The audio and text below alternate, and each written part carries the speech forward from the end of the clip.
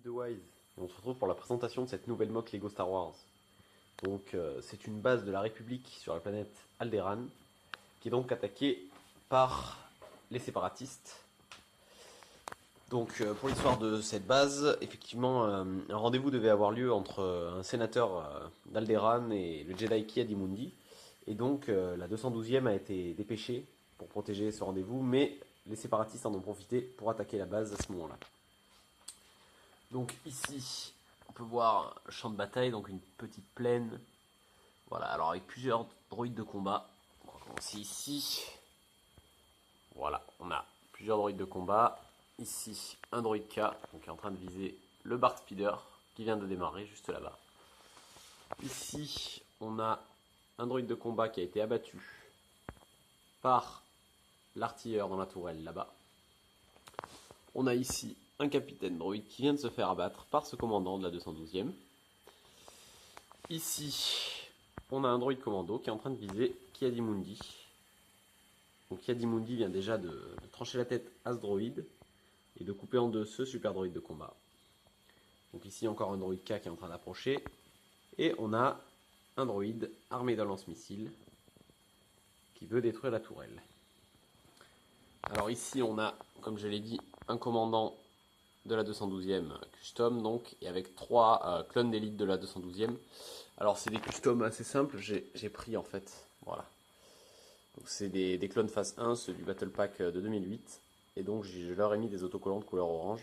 Et de loin le résultat est assez réussi, je trouve. Donc ici on a un BART Speeder qui est en train de démarrer pour partir au combat.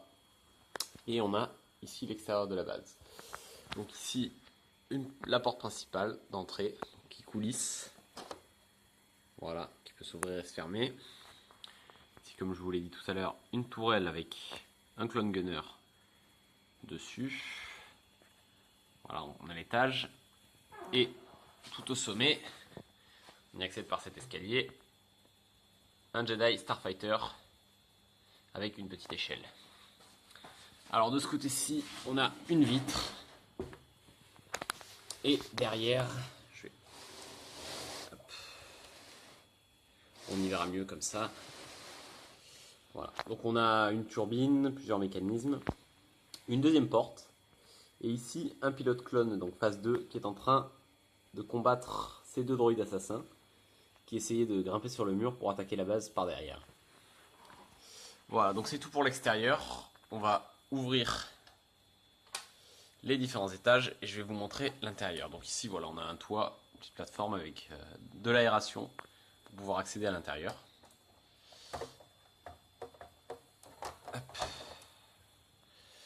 Et voilà, alors ici c'est le lieu de vie pour les clones.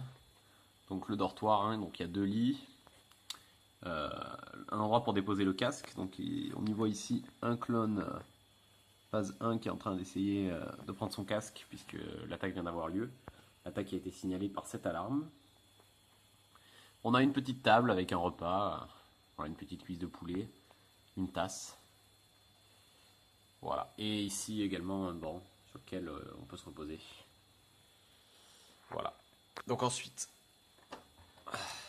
hop, cette partie s'enlève et on accède à l'intérieur. Alors ici on a une armurerie, donc avec plusieurs armes, on a plusieurs lance-missiles et notamment un clone phase 1 qui est en train d'aller récupérer son blaster.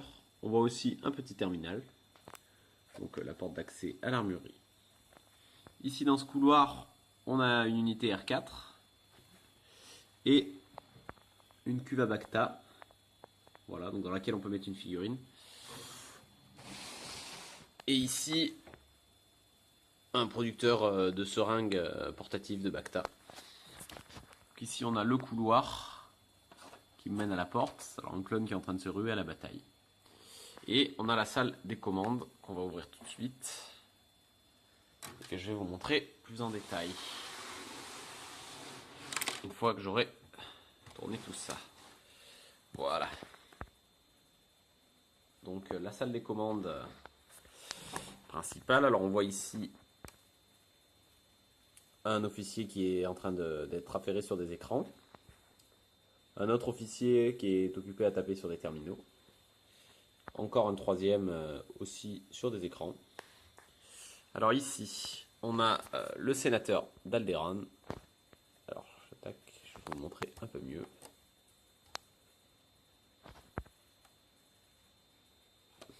Attendez. Là.